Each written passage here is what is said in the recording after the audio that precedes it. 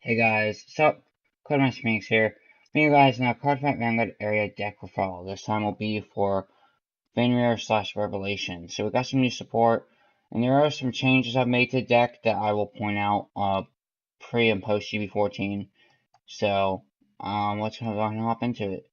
So first off, our starter has not changed. Feder Creator Van.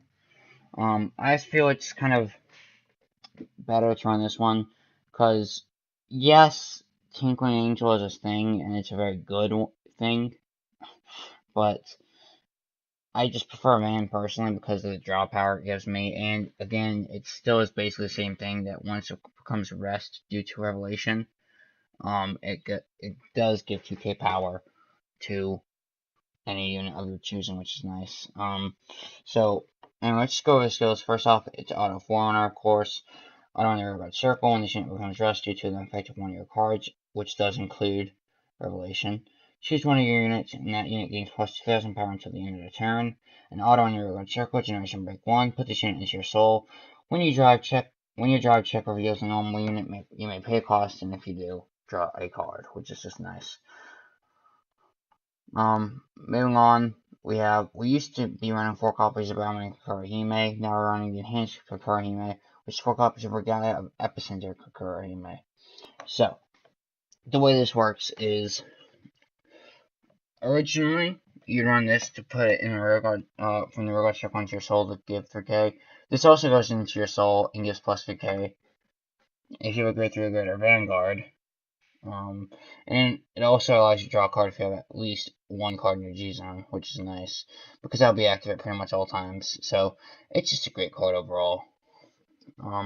Moving on to our second critical trigger, since that was our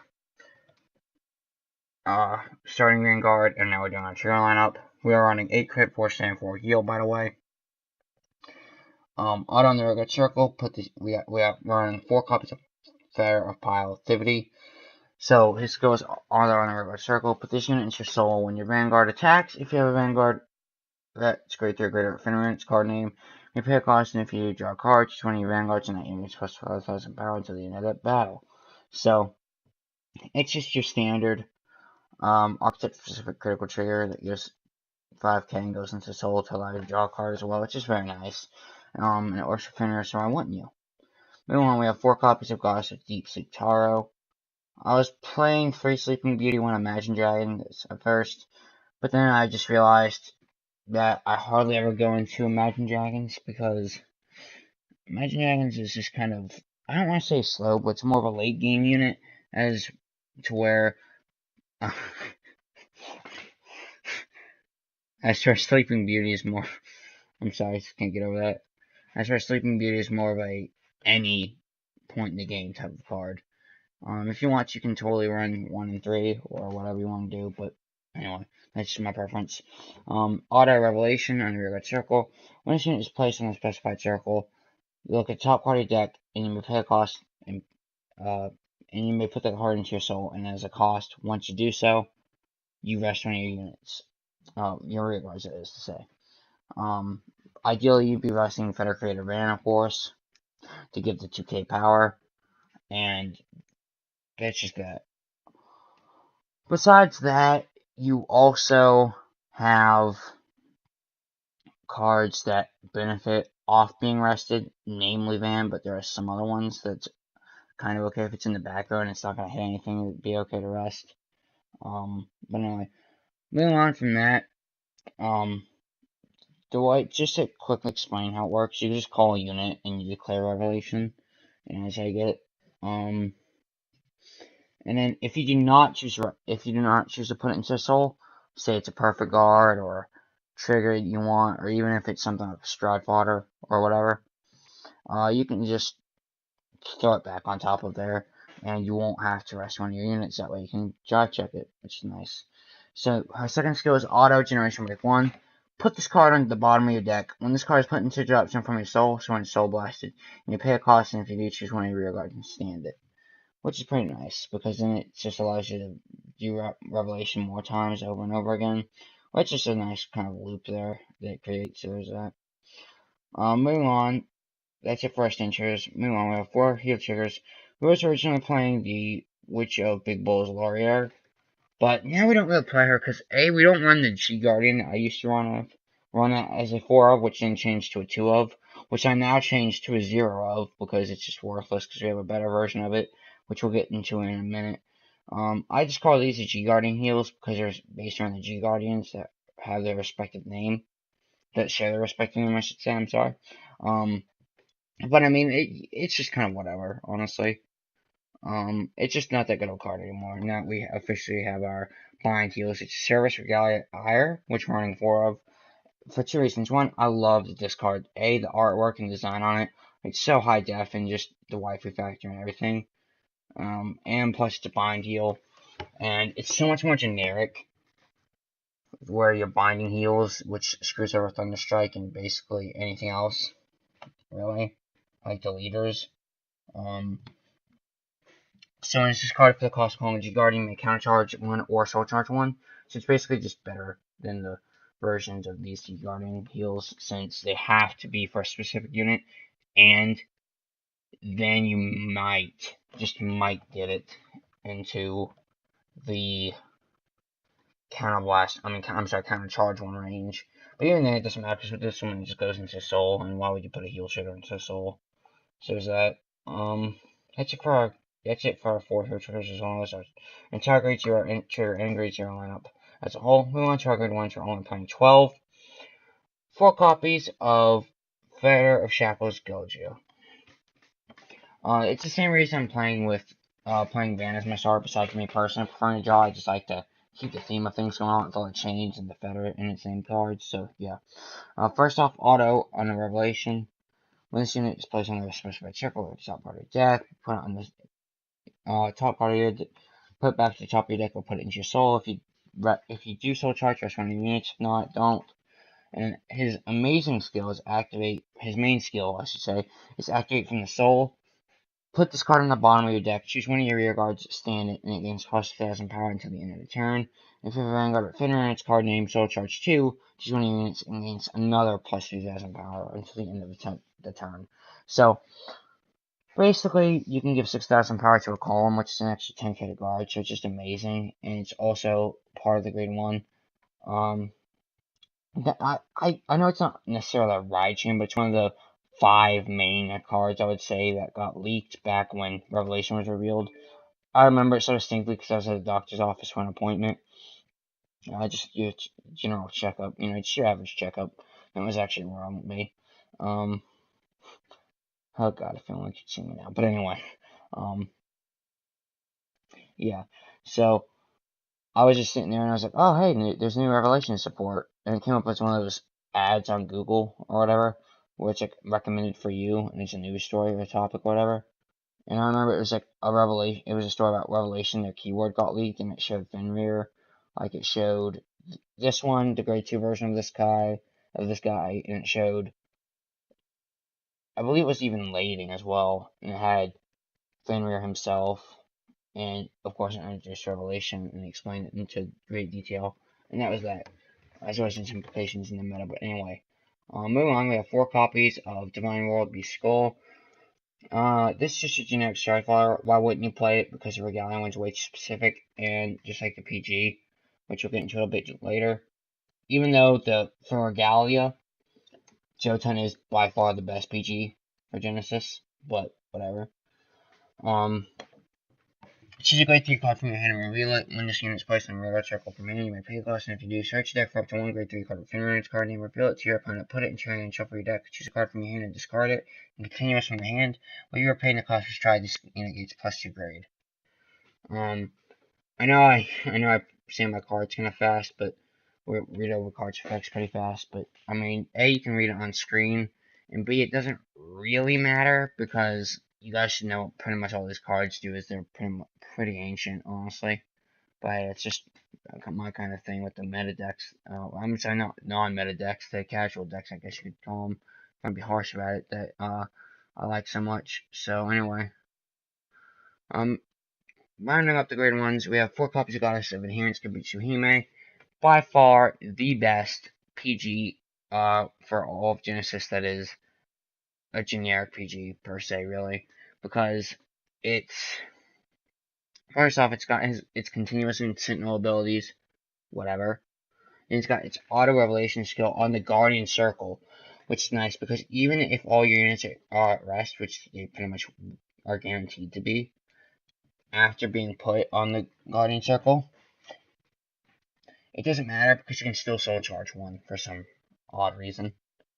It's kind of dumb, but whatever. And it doesn't have to nullify the Vanguard attack, it can nullify any attack, which is amazing. And also auto when this unit is retired from Guardian Circle, if you have a copy of this card in your soul, soul charge 2 cards. Which is nice, and it's so generic, honestly, and it's just amazing. So anyway, moving on. That's it for our grade 1 lap. Moving on to our grade 2s. Running 14, starting off with 2 copies of Vitamin Kotonoha. So first off, it's auto revelation skill, which I'm not going to go over just yet. An auto in the rearguard circle. During your turn, when a card is put into your soul, this unit gains plus 1,000 power until end of turn. And if that card that was put into soul due to the effect of your revelation ability. Then if that card was put into your soul due to the effect of your revelation ability, this unit gains plus 1,000 power until end of turn. So it just makes it an 11k base, which is nice, but at the same time, you're not really going to go into it. Well, okay, that's a lie. You're gonna go into it. It's just you're not gonna go into it as often. I mean, it's just if you're that desperate for power bonus, just call down an extra unit to boost. Don't make this don't make this thing the basis for your grade 2 game. Honestly, like just don't. Its revelation skill is nice, but it's a one-trick pony. You call it for revelation, and that's basically it. Anyway, moving on, you have 4 copies of Insatiable Devourer Gleipnir. Gleipnir skills auto in the rearguard circle, generation break 1. Counter boss 1 when this unit attacks Vanguard. If this unit is boosted, you may pay a cost, and if you do, soul charge 3 cards. Then if a card is put into the drop zone from your soul during that turn, draw a card. So it's just a good way to start building up your soul as well as drawing in your early game, which is very nice. I shouldn't really have to explain it too much. It's just an amazing generic way of getting good support for your cards, and just in general, it's just a good card for Genesis. Moving on, we also have 4 copies of the best grade 2 in all of Genesis, which is Battle Main Saho Hime. So auto in the Vanguard or rearguard circle, counter blast 1. When this unit's attack hits a Vanguard, if you have a Genesis client Vanguard, you may pay a cost, and if you do, soul charge 3 cards. I really shouldn't have to explain why this is so good. Running up the grade 2 lineup, we have 4 copies of Boulder Feather Girl. So, again, it has a relation ability, an auto generation break 1 counterblast 1. When this unit is placed on the rearguard circle, if you have a Vanguard with Fenrir in its card name, you may pay a cost, and if you do, until end of turn, this unit gains plus 4,000 power. And auto in the rearguard circle once turn, Soul Blast 3. When this unit attacks, it doesn't have to hit. You may pay a cost, and if you do, draw a card. So, the cool things about this card is it can just be when it's attacking, it doesn't have to be attacking the Vanguard, and it can be attacking the rear guard. It doesn't even have to hit. It can attack the rear guard and fail for all you care, and it'll still give you a draw, which is nice. So there's that. Overall, it's just a good card. I don't really know why you wouldn't play it in a Fenrir deck. So moving on to our grade 3 lap, since that was all grade 2s, we're playing 7 grade 2s, 3 of which is going to be our copies of Deity Hunting Black Wolf Fenrir. So we have auto, counter blast 1, and soul blast 3. When this unit is placed on the Vanguard or rearguard circle, you may pay a cost, and if you do, look at 3 cards from the top of your deck, put a card into your hand, put a card into your soul, and put the rest on the top or bottom of your deck. And if you have a face-up card with Fenrir and its card name in your G-Zone, counter charge 1. And that's it. It's just great for building up counter charges, and just in general, building up your soul, and kind of, in a way, stacking your deck the way you want it to be stacked, which is very nice. I shouldn't really have to go into it much more than that, because it's just awesome in general. And moving on, turning up the grade 3 lineup, as well as in all the cards in the main deck, we have 4 copies of Divine World Beast in there. So auto on the Vanguard Circle, during your turn when your unit strides, soul charge 3 cards, choose one of your Vanguards, and until end of turn it gets auto in the Vanguard Circle once a turn, counter blast 1. When a card is put into the drop zone from your soul, you may pay a cost, and if you do, call that card to the rearguard circle. Now, not completely sure, but I believe you can actually use a skill to bring back multiple copies of, well, not multiple copies, but you can use a skill multiple times per turn. I know you just like, okay, so basically you ride into this guy, you stride on top of him, or what have you. You still charge 3 cards, whatever, and then that's basically a thing. And then you stride on top of him with Doom Brace. Then you Soul Blast those 3 soul charges that you just got, and with it, you're going to give Doom Brace that skill as well. I'm sorry, you're going to give your 2 Vanguard units 5k power, and then you're going to soul charge 3 more, so it's basically like you gave 10k power to your columns. 5k power, a total of 10k power, I'm sorry, divided across 2 columns for pretty much no real cost. And it's just, it's good. And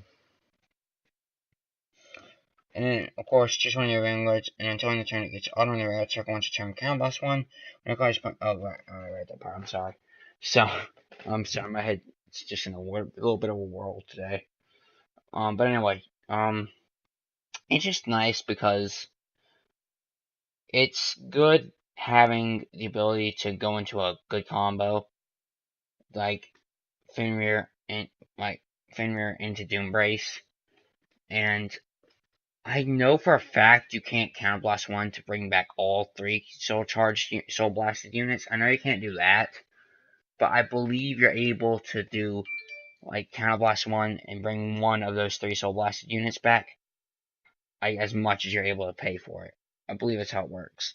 Since it's an auto, not a once. No, I'm sorry. It is once a turn. I'm sorry. I can't believe I just now read that. I'm sorry. Um, I was just been kind of not in a bad mood. I just haven't been feeling well all day, so my brain's kind of been on the dumb side today. So I'm sorry if I'm not in my tip-top shape. But I really wanted to get this recording done because, truth be told, it's the 3rd time I tried doing this because everything kept getting in my way today. But now I can finally sit down and record this so I can move on to a different deck profile for you guys. Anyway, move on, since that was it for our main deck to our G-Zone. 1 copy of Archangel Doombrace. Jeez, I'm so sorry, guys. First off, it's a stride text and activate on the Vanguard circle once a turn. Soul Blast 3. Shift to 2 of your guards, and both those units gains plus 5,000 power until the end of the turn. If the number of cards in your soul is 2 or less, soul charge 3. So, basically, it's like you got a plus 3 soul charge as well as 10k power divided by 2 columns. For basically no real cost. And it's just nice. You only have a single copy of this because that's really the only copy you're going to need. But anyway, moving on. We also have 2 copies of Mythical House Sky Beast Fenrir. So first off, his skill is activate. Well, first off, it's a stride text and then activate on the Vanguard circle. Counter Blast 1 and Soul Blast 3. You may draw a card, and if you do not, put up to 1 card from the top of your deck into your soul.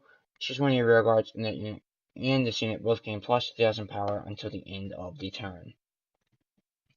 It's pretty clear that this stride version of Fenrir got a major, like, if not a good bit, it's a major, I dare say, pretty much its entire cost off dedication from this Fenrir. But, I mean, it's okay that they took inspiration from it.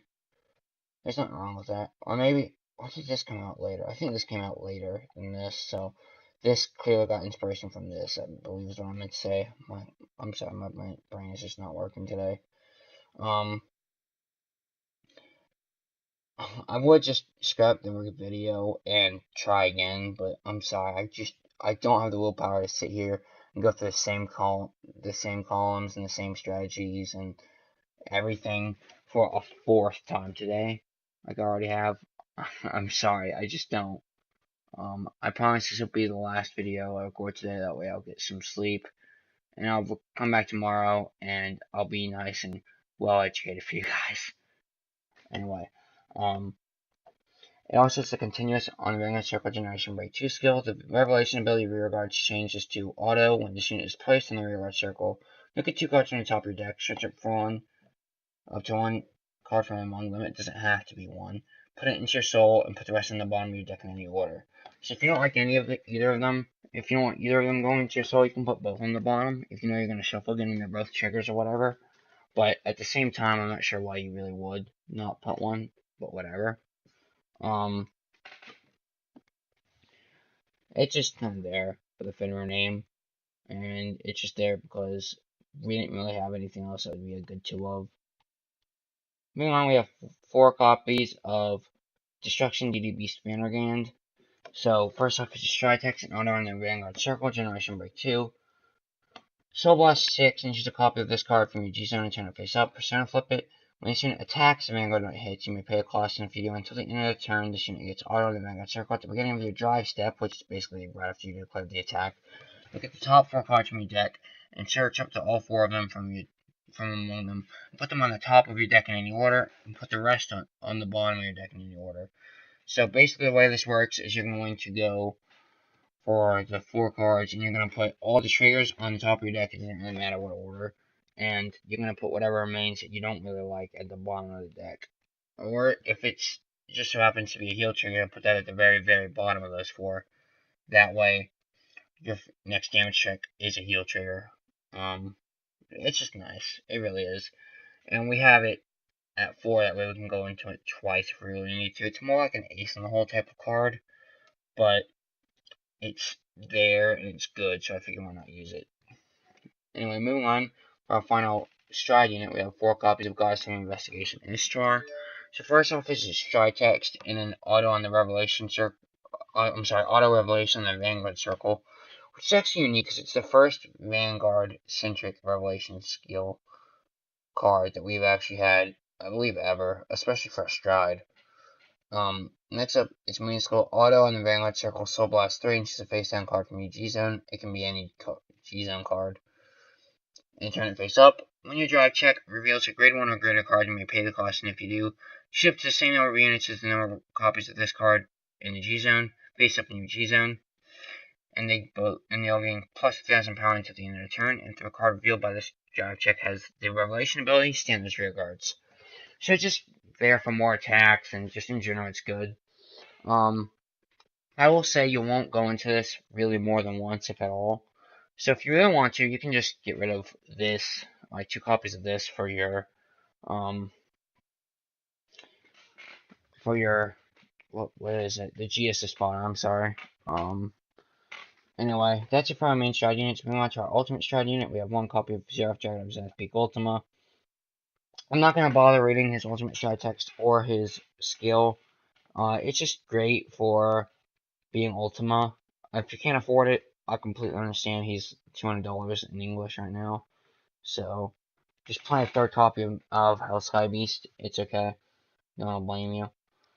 I will say, though, that you really should be searching out any card with the Revelation ability. Out of those 2 cards, that way you'll get the Revelation skill. Since it's being placed in the Vanguard Circle, you'll get the Revelation skill. And then put the other 2 cards back on top. That'll obviously be triggers, like you'd like them to be. And of course, since they apply for literally everything, it's just nice to have like that. Anyway, that's it for our main stride units and ultimate stride units. Moving on to our G Guardians, we have 2 copies of Skydome Battle Maiden Hanatsuki. So first off, it's a G Guardian text and auto when this unit is placed in the Guardian Circle. Choose one of your rear guards, and if you have a card in your soul with the same name as that unit, this unit gains plus 10,000 shield until the end of the battle. So it's just there for big shield numbers, really, and that's about it. And honestly, Genesis has quite a few good G Guardians for what it is. And you also have 2 copies of Ultimate Rally of Affection Ire, the new G Guardian that Genesis is getting in the next set, which I replaced with 2 copies of the Grade 4 Laurier. Because we're not even running the Grade 4 Laurier, why run the Grade 0 Laurier? And just in general, Ire is just a better Laurier anyway. So its effect is auto when the unit is placed in the Guardian Circle. Choose up to 4 of your cards with different grades from your drop zone and put them into your soul. If 2 or more cards are put into your soul this way, it gains plus 5,000 show until the end of the battle. And if 4 or more cards are put into the soul this way, this unit gains plus 10,000 shield, plus 10,000 shield until the end of that battle. So it's just a good potential 30k shield, which is a very, very nice shield, by the way, for a G Guardian, because it basically just doubles its shield, and it's just a very nice card. So anyway, I hope you guys enjoyed. Thank you guys so much for watching. I've been your host, Cardmaster Phoenix, signing out. See you guys next time. Have a good one.